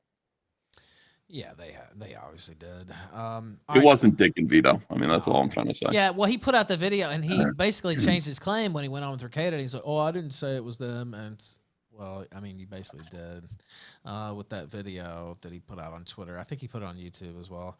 All right, let me read. Okay, let's see. North says, "Sorry, only just arrived. Been on the smash in Manchester." Then he asked this. You can decline to answer or not, but it is a question from our historical lore that I usually don't ask anymore unless people super chat it in. But he wanted me to ask, who would you rather meet, Adolf Hitler or Prince the singer? And I don't know if you've been asked this question on the show or not before. So if you That's a have, great question.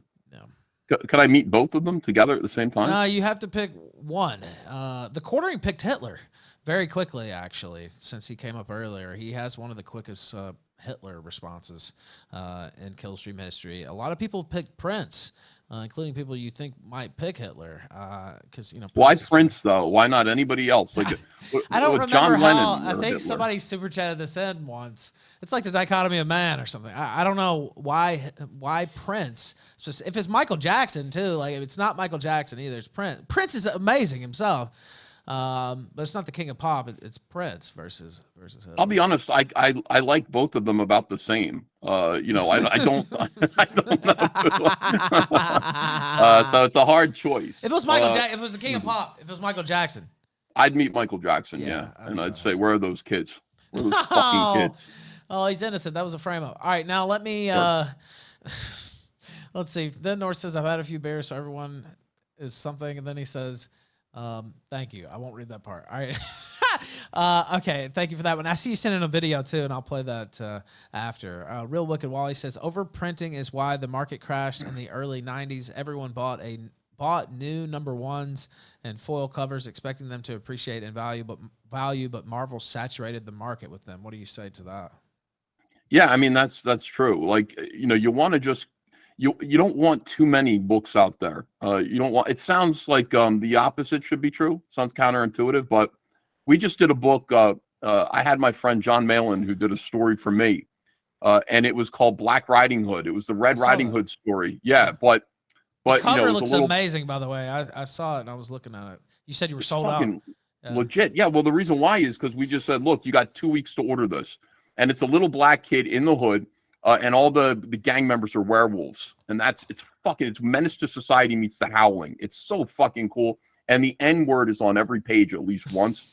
So like we published it under Comic Skate Arena, which is complete and total creative freedom. We don't, as long as there's no kitty diddling or anything like that, we're cool with almost anything. So we'll publish it. And we said, okay, you have 2 weeks to buy this. That's it, $20 a piece, and we're printing to order. So once we're done in 2 weeks, that's it. They had 2 weeks. We sold 1,400, like 1,200 and something copies of it. I printed 1,400 copies. I distributed the 1,200 and change to the people who ordered them. I printed 100 extra of them for John to sell at a big, huge markup. Hey, guess what? A lot of people are going, I missed the 2 weeks. Where do I get the book? Well, it's a seller's market now, asshole. Whoever has the book can charge whatever they want for it because everybody wants the book and there aren't any more of them. That's how to make comic books work. That's how to make collectible comic books work. People love the story idea. They can't believe the N-words in it. They want the comic book. The art looks great. The concept is cool. And there aren't that many of them. Boom. We got a hit. And people are calling it on mainstream comic book channels the hot 10, #1 hottest comic book of last week. Yeah, I saw it. And like I said, I don't purchase a ton of comics, especially nowadays. But I saw it and I was like, man, that looks cool. I wouldn't. And also because there are no more too. There's something in your brain that when there's scarcity, and then you're like, I kind of want that. FOMO. Yeah, it's like fear of missing out. I want to read it now. Like I wasn't thinking about it before. This cover looks sick, and there are no and more. now, Well, I wonder if I could get one. Yeah. Somebody's on eBay selling it for $100. Like tell me what stock to buy right now, where you can flip that in 2 weeks and make 5 times your money. Like GameStop doesn't come around every day. Well, I saw they were doing gangbusters with ISOM resales on eBay, so that's an avenue too. Yeah, they're not doing so well because everybody knows you can get them. There's so many. That's what the problem is. And honestly, I feel bad. I shouldn't make that joke, but I couldn't help it but see it because Dick Masterson's, tweeting these examples out and stuff like that. But, you see people who dropped a lot of money thinking they were an investment type deal. And it didn't pan out. It went the other way. So, all right, let me read through some of these questions on Twitter. If you have more questions in the super chat, send them in. Powerchat.live/The Ralph Retort, Rumble Rants, all that stuff. Okay. Text to Harm on Twitter, Scratch Point, part of Killstream lore as well. He says, how many warehouses does he think would be necessary to run a successful comic book business? Me? Yeah. I think 0 warehouses. I think really you only need a warehouse, especially not at our scale. Like we're just 1, 2, 3, 4 comic books a year it's nothing. You can do that in your garage, even selling big numbers like he is. You need a warehouse when you're selling toys that take up a lot of space like this, and that's about it. By the way, That's Shogun's it. saying his fresh copy of Blood Honey. He says is that true? Worth $1,000, or is he just bullshitting in the chat? I'll see. I haven't seen it for 1,000, but yeah, Blood Honey #1 goes for 100 or sometimes $200. Yeah. Okay. All right, now let's see. Okay, where am I? Okay. Jacuzzi says, "What would your ideal black superhero look like?" Let me see. My ideal black superhero would be Black Riding Hood, man. That kid is awesome.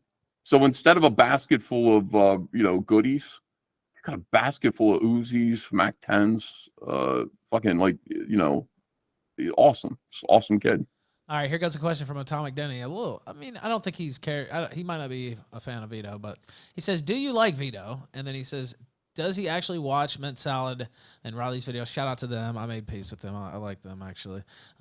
Do you actually watch Mint Salad / Riley's videos, or were you just trying to capitalize off the Eric July drama? I think you kind of explained that pretty deeply, but you can take that too if you want. Vito has never been, first of all, I think I said on the same Flashcast, Vito's got this reputation. People call him Vito the Pedo. It's too bad his name rhymes with Pedo. It does rhyme. So that's tough. It's so bad. You can't escape it. It's so convenient.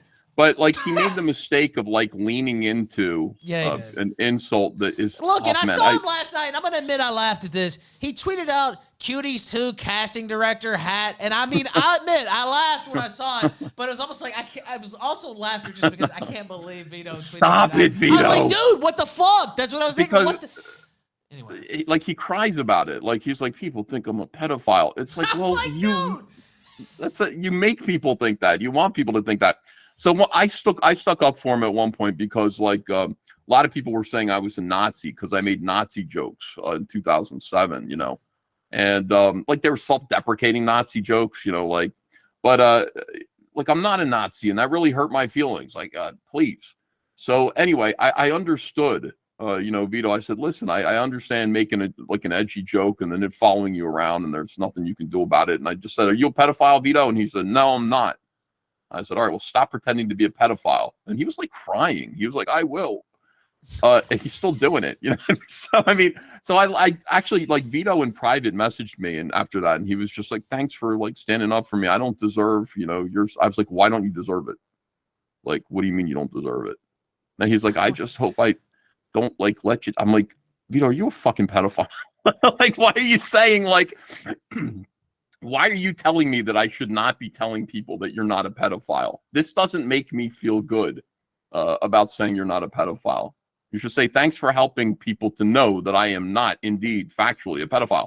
You hitting me up in private and being like, thank you, I hope I don't let you down for saying you're not this doesn't make me feel very confident in you, Vito.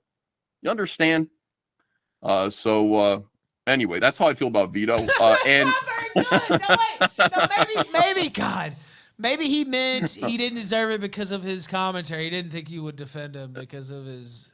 That's what I think too. I hope to God, Ralph, that's what he meant, because that's fucking. It was insane. Like I was really scared when he said that to me. I'm like, am I gonna find something out that's gonna be like later on? People are gonna be like, Ethan defended him and told us he wasn't a child predator. Ethan must have known he had children locked up in his basement and buried under his floorboards. And I'd be like, I didn't know. He told me he didn't. Anyway, I don't know. I don't know the truth about Vito, but I do know what it is to, I'm going to assume he's not a pedophile, but I do know what it is. I assume that too, by the way. I want to be clear. Yeah. Go ahead. Yeah. But I mean, who knows? See, this is the thing about like, who knows? Like, I don't know. I'm not him. I don't know what his, who really knows anything, right? Like, I don't know. Yeah, that's true. But, I'd find it hard to joke about being a pedophile. Like being a Nazi is kind of funny, but being a pedophile is not funny. So I find that's a weird kind of thing to. But I mean, again, you're walking the edge all the time. So that's Vito. Mint Salad is. I didn't know anything about Mint Salad. She started buying up all my stuff. It's like I made fun of her Star Wars video with her big boobies, and she sent me like this message, like, "No, don't make fun of me. I'm a big fan of yours." And I was like, oh, I'm sorry. Like suddenly I like your big boobies. She's an artist too. Videos. Oh, she drew the Cyber Frog. She's really swell. Really good. Yeah. Anyway. Yeah, I like her a lot. And then I didn't realize she was related in any way. She's Young Clippa's. He calls himself Young Clippa. His Riley, his girlfriend. and they both came to my warehouse to fuck with me, and it was so funny. Like I really enjoyed. I enjoyed meeting them. They're good kids. They're funny. They, you know, they're. Yeah, we all got in a fist fight one time, actually. What the hell? What do you... I think I heard a little something about that. I didn't know that. I didn't have that context. Yeah, that happened. But I'm cool with them now. That was in the past, and all right. you know, I like them. I think, yeah, you know, like look, I don't see that people are like, fucking, we should kill him. I don't really see too much of a difference between what he's doing and what Alex Stein is doing. It's just that, you know, he's doing it to our side, you know, and to some degree, like, you know, he's trolling mutual friends, rather than, you know, trans rights activists and, Dave Portnoy. So I don't know. I mean, I just, to me, I don't, you know, I judge everybody on their own merits. They come to me. It's basically how you treat me. I'll treat you the same way. So I saw they're you cool talking about that in a clip. Was that yesterday or today? I can't remember. But basically, I forget who you were talking to now, but you were like, well, if I'm cool with somebody, you know, I'm cool with them individually. Like, I can be cool with people who other friends of mine aren't cool with, or other associates of mine aren't cool with, and that's just how I've always operated, and that served me well. And that's how I've always tried to operate too. It can be controversial or cause consternation for some people, though. They just can't. It gets you kicked out of friend groups. Yeah. But I guess I'm just going to take that because, again, you know, my whole career with Comicsgate started this way. When I was being called a Nazi, a bigot, a white supremacist, all of my peers were telling me that I was killing queer people by voting for Trump, and trying to get me like fired from DC Comics, which was the only job I knew. I've been working there for 20 years. Like they were trying to I had my new baby and everything. Like it wasn't good. And I'm listening to Richard C. Meyer's Diversity in Comics YouTube show, and I was like, this guy's right. Like this guy's making a lot of good points. So he's got a lot of insight about the comic book industry. I'll tell you that because I work in the comic book industry. He's right. And I got all these weird messages from people, texts, DMs, private messages from people saying, you need to stop listening to Richard C. Meyer. And I wasn't bragging about it. Every now and then I would pop up in his chat, you know, like he'd be doing a live stream. And I'd be like, oh yeah, blah, blah, blah, blah, blah. And I'd respond in some way. So people knew I was listening. You need to stop being there. You need to stop listening to this guy. This guy's going to destroy your career. And they're night letters. That's what this is. Like if you want to work here, you know, you need to understand that this guy is responsible for deplatforming and harassing queers. And I was like, oh, suddenly I really like Richard C. Meyer. Anyway, I said, fuck you to those people who I'd known for 20 years. I'm going to do what I want to do. And I'm not going to be kind of peer pressured or influenced into liking some people or protecting some people or stop associating with some people. That's just going to be me. And even if it happens here within Comicsgate, I'm sorry, like I'm going to continue following my own judgment all the time. It's gotten me to where I am now, which is a multimillionaire making frog comic books in the Pine Barrens in New Jersey. Not having to listen to anyone's shit. You know, I don't have to. I can do whatever I want to do. I'm making my own personal little gay dreams come true by making toys of frogs. What makes you think at the age of 50 I'm gonna fucking cuck now to you people? I'm just not. So I will continue to follow my own judgment, and don't send me messages telling me who I can associate with and who I can't. It's not going to win you my friendship or loyalty at all. Just understand, I don't care who you associate with as long as we're cool. You know, at one point, people don't know this, but like you were having a little bit of a conflict with a friend of mine. Yeah. And I reached out to you and I just said, are we cool? Like, is there a problem with it? Listen, and you're just like, I don't have a problem with you. And I was just like, yeah, this guy's like a pal of mine, by the way. You know, you're like, I'm just fucking with him. Okay. All right. But it's just, I don't like, that's not like, you know, it wouldn't be an issue. I think we can get along and you can like some of my friends and dislike some of my friends. As long as we're cool, that's fine. You know, people are talking about one of these friends of mine who's hanging out with the Zeros of Friday Night Tights. And those guys don't like me at all. I'm like, I don't really care. Like, he's allowed to do that. Like, I extend that same courtesy to other people. He can hang out with all of my enemies as long as we're still friends. And that's fine, you know? So, yeah, it all comes back to that text where it's like, you better watch who you're associating with, or there's going to be consequences for you. And my attitude is just, I guess, bring on the consequences. You know, it's like, I'm going to do what I want to do. I'm 50 years old. I don't know how old you are, Ralph. I think you're way 38. younger than me. 38. Okay. So When you get to be 50, way younger. Yeah, way way younger. younger. When you get to be 50, try having a bunch of like 30-year-olds tell you what to do and try to push you around and see how you react to that. I mean, it's ridiculous. Well, he's trying Stupid. to pull your card, basically. It's like, well, you're doing your own big things, and it's like a grown man thing too. It's like, you're not pulling my card. Fuck you. Okay, now let me read some more of the. Oh, I lost my spot. Where the fuck did it go? Okay. Ask him about how Jeremy the quartering was a. This is kind of rude, by the way. Ask him about how Jeremy. This is from Ragmuff. He says, ask him about how Jeremy the quartering was a know-nothing schlub until he attacked at a Magic the Gathering convention, and that Ethan paid his legal bills for the event, and now he is a little good-for-nothing bum who was saved by Uncle E. That was quite the question. Yeah, I don't know if you want to interpret it like that. Yeah, I don't know what happened with me in the quartering. I really don't. Like, he got drunk one night and he just started talking all this shit about me. I did raise money to pay his legal bills after he was assaulted by a tranny. Because my attitude was, at the time, I look back on that, I guess I wish I didn't do that. But my attitude is always very much like, we should be able to go where we want to go. Like, I don't like the idea of there being no consequences for people. Like, if comic skaters show up at a convention and a bunch of fucking weirdos decide to get drunk and assault one of us, like, there should be legal consequences for that so that people don't do that, right? So I use quartering to sort of make that point. I don't think he appreciates it because people make fun of him for it. Yeah, they do. You sued a man in a dress for beating your ass. I didn't look at it that way. I was just like, he immortalized it, basically. Yeah. Yeah. On the think Monday he might Match stream, resent me he's for on that. there talking about it. We're talking about the lawsuit, and if I remember correctly, me and Keemstar are like, okay, this is kind of maybe just let this go. But I'm glad he didn't. He did get his ass whipped by a guy. He did, but also, like, he won that lawsuit. Yeah, he did win. So basically I won the lawsuit because all I wanted to do was just make that point that, like, we do have the money to take you to court. If one of us is going to go appear in public and get assaulted, there better will than be it's the quartering consequences. than you. First off, better than. Yeah, I don't want it to happen to me either. Right, so of course. like, but I mean, if it's gonna be somebody between you two, I mean, obviously it's better than it's him. He's a big guy anyway. Yeah. So he can handle it. All right, now let's see here. Has Ethan ever been to Australia? And if so, did you like it? That's from Hank Ronson. Yeah. I went to Australia 2010.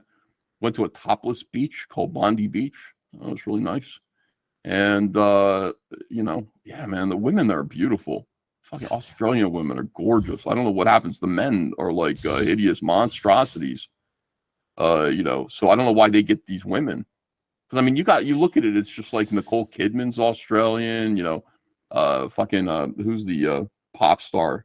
Kylie Minogue, whatever you was like, and her sister.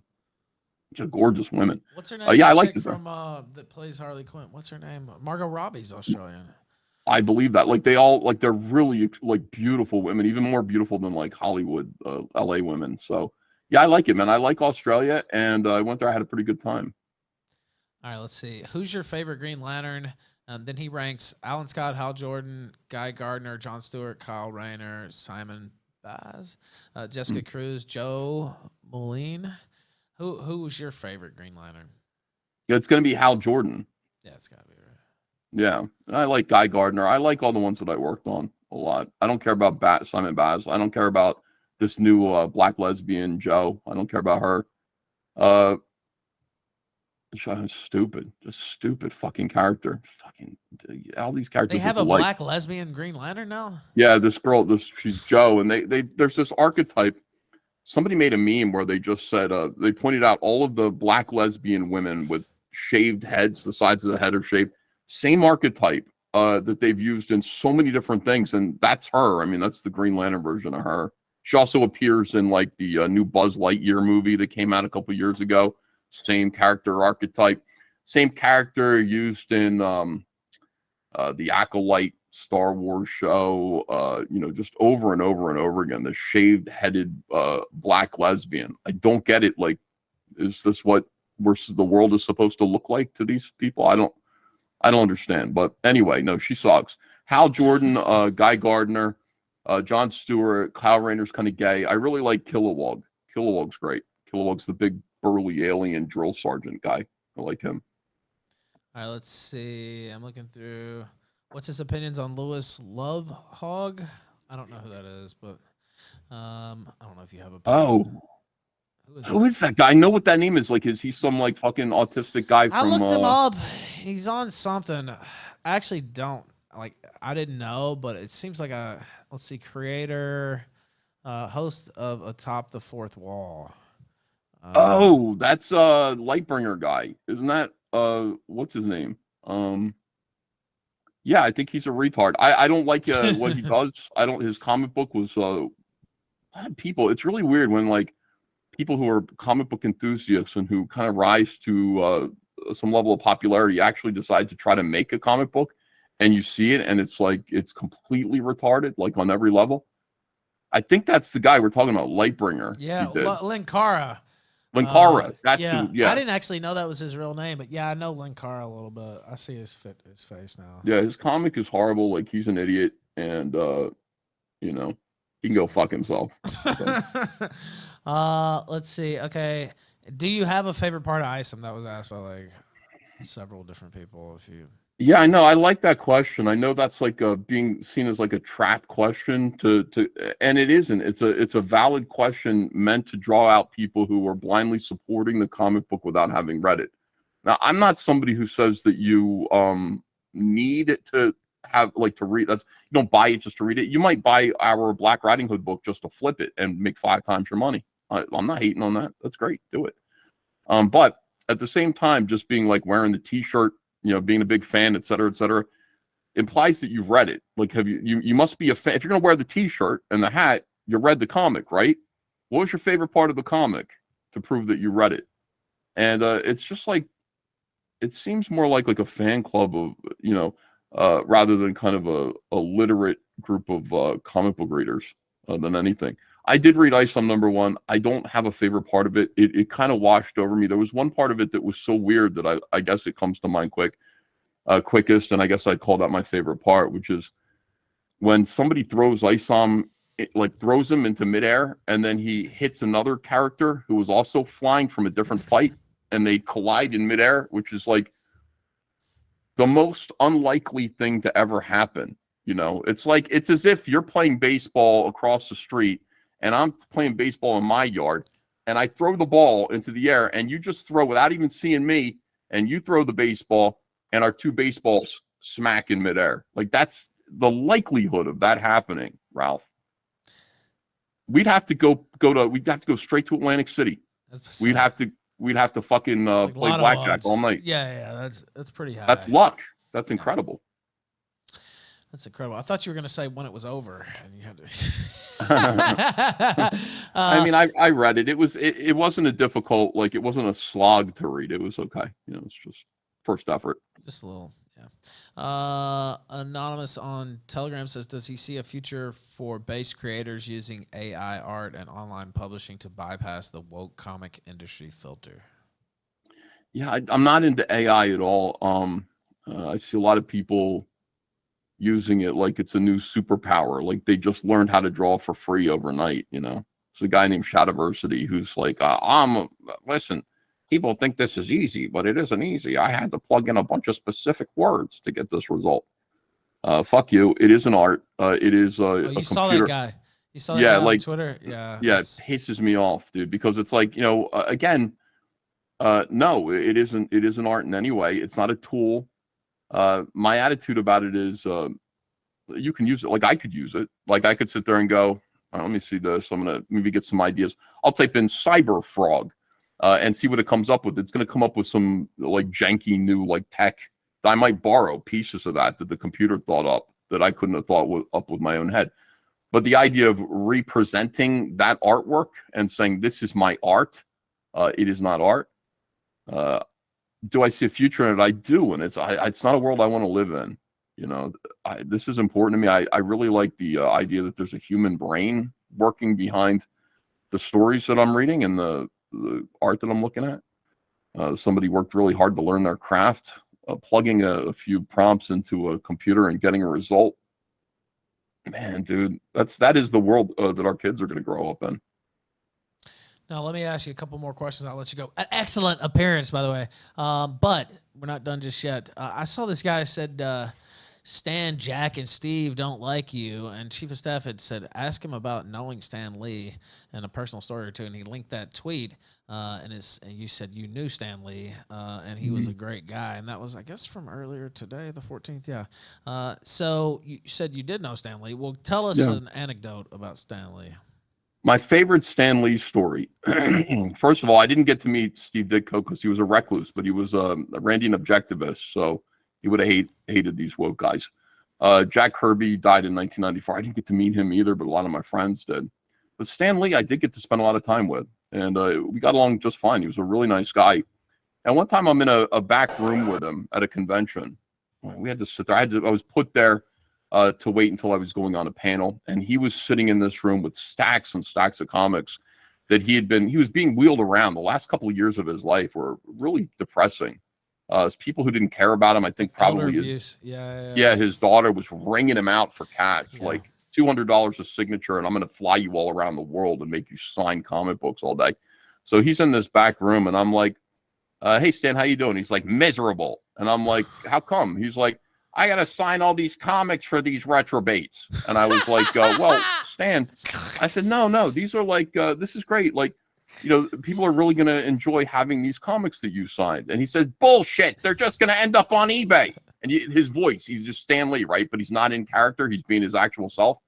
And so I go, eBay. I was like, Stan, now these are going to be family heirlooms with these guys. These are your fans. And he goes, famously, my fans. Line them up and give me a Tommy gun. I fucking died. So I loved Stan. I thought he was great. And then, you know, I said, can I turn my camera on and ask you a question, like an interview question? And he said, okay. So I turned on my camera. I said, who was your favorite Spider-Man villain that you created? And he instantly became the beloved, like, Stan Lee character. He's like, I don't like any of them. They're all villains. Shame on them. They're naughty boys. But I got to say, I guess I like Green Goblin the best. And it was nice to see that it was like, that's a put on. That's an act that he puts on, you know, Stan the man, true believer, Excelsior. But in reality, he was angry. He was being kicked around. He was being abused by people who were supposed to be caring for him. And I do get angry at the comic book industry for claiming him. Right at the end of his life, they were accusing him of groping his nurses. They were stealing his blood and mixing it with ink to do these limited signed Black Panther comics. Wait. About that. Hold on, wait. Yeah. They were stealing his blood and mixing it with ink? Wait, what is this? I've never heard of this. You can find it on, like, I think there are a bunch of articles about it, but look it up. His doctors were drawing blood unnecessarily, fakers, and selling his blood. And they're like literally like fucking vampires. And then, like, mixing it with ink and being like, these comic books have Stan Lee's actual blood in the signature. And they weren't even real signatures. They were printed on signatures with the ink with his blood in it. Yeah, you know, that's what was happening to him. And when I think about what he did and how hard he worked and all the stuff that he created that made me happy as a 12-year-old, 13-year-old buying those Marvel comics, I would have liked to have seen this industry, the comic book industry, not line up to ask for his autograph, but support the idea that this guy should have spent the last 2 years of his life on the beach in a chair drinking a mimosa, just fucking chilling, like looking at girls in bikinis. That should have been the end of his life. Instead, they tortured him. They wheeled him around. They made him sign comics he didn't want to sign. And I mean, just fuck all those people. I told my own audience back then, I said, if you see Stan Lee is coming to your town and you order one of his signatures, go fuck yourself. Like, seriously, like I've spent a little time. They're torturing him. Do not do that to him. Don't ask him to. Go buy it from somebody else on eBay. You don't need his signature that badly, and the money isn't going to him. It's going to his shitty daughter or something like that. So, anyway, That's fucking crazy. And I'd read some stuff about it in the press. So I didn't, first-hand experience with it is something else. All right, let's see. Ask about how diversity hires pushed by big business are distorting the industry and ruining its quality. See, that's a big question, but I mean, it's also a boring question that you don't probably want to get into. Well, maybe a short. It's kind of a A long quick, question. If you really yeah, wanted to delve, maybe just a quick hit on that. Is that having an impact on the industry, and if so, how so?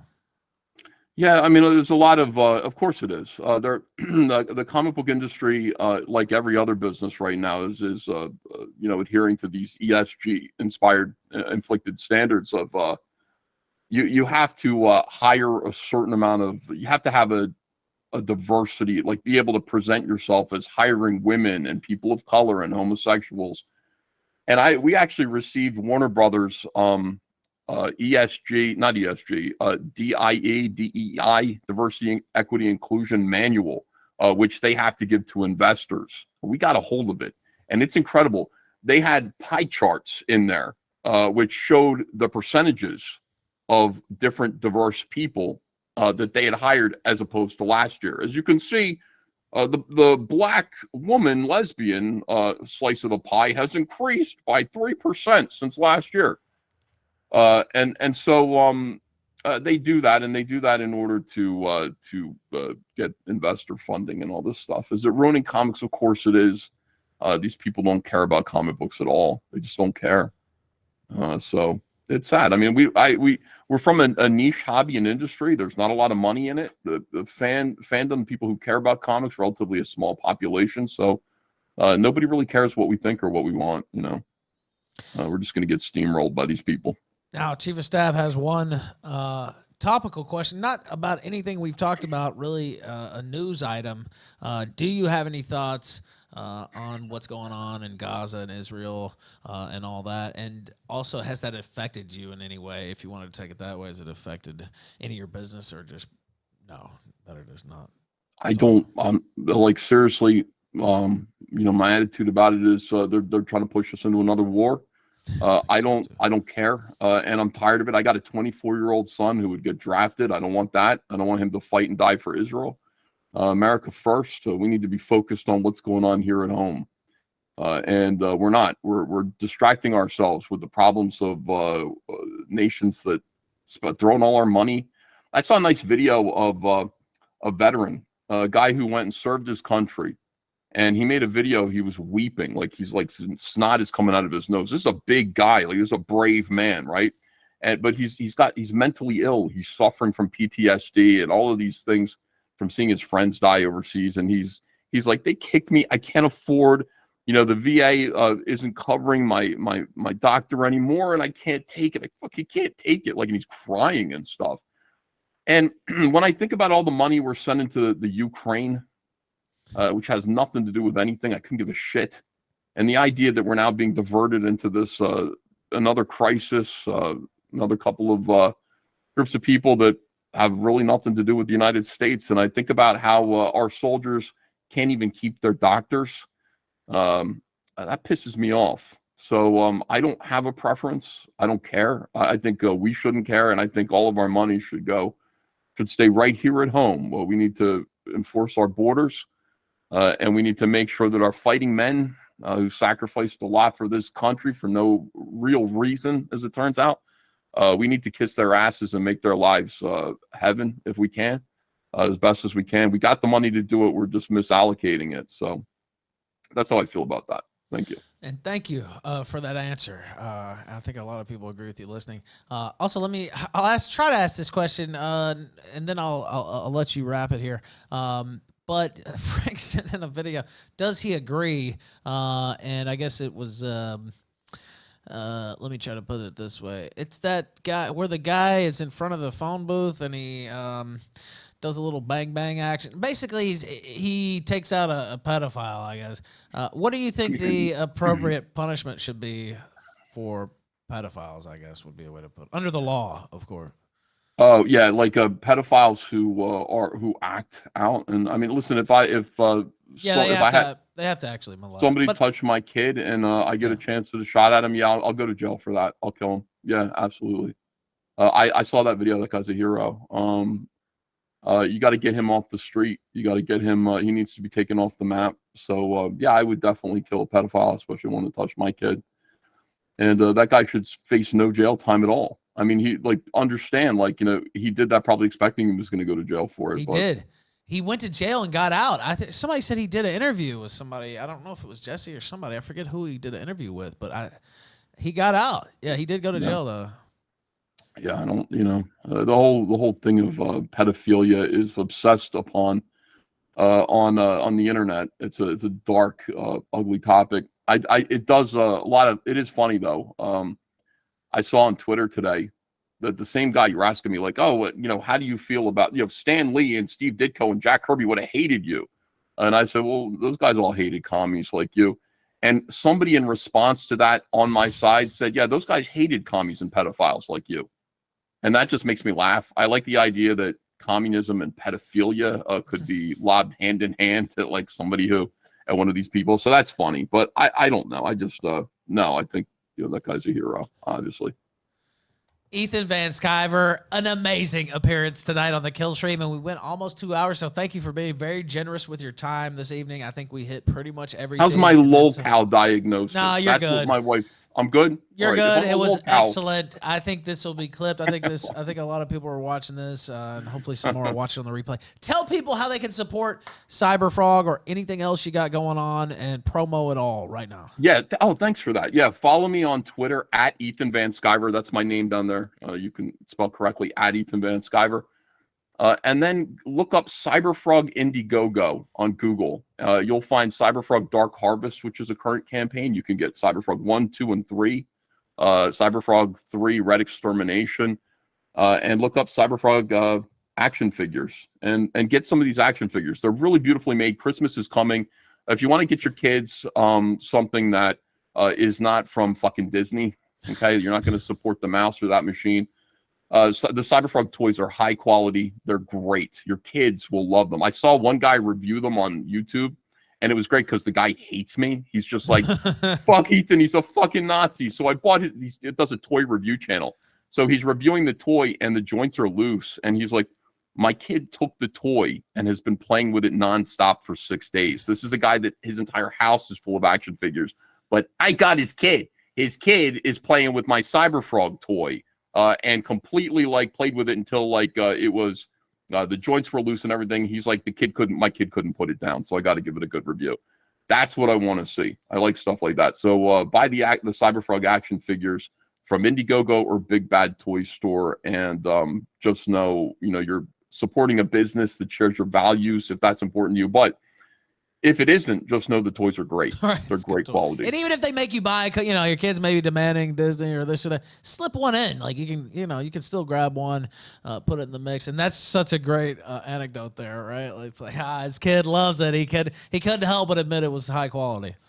Yep. And he's a great looking character that your kid will want to play with. When they see it, they'll go, what is this? And they'll open it up and want to play with it. It's a really good toy. I wish I had one here, but I have one on the wall. Usually I have one on my desk that I can hold up. Usually, yes, but I still remember the chromium cover. You're just totally ready. Well, I was totally ready to have you on tonight, and I think it was an excellent appearance, and I appreciate it. Let's not make it so long next time. My fault, really. But I appreciate you being here. Maybe, 2 or 3 months down the line, we can have you back on the show to talk some more about your projects and whatever other bullshit. Absolutely, anytime. A complete pleasure. Thanks, Ralph. Appreciate you. Brother. All right, you have a good one. Ethan Van Sciver live tonight on the Killstream. Have a good one, sir.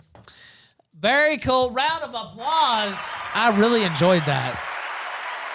I forgot what a fun interview he is. Thank you for watching this clip. This is the CACA. Remember to like and subscribe.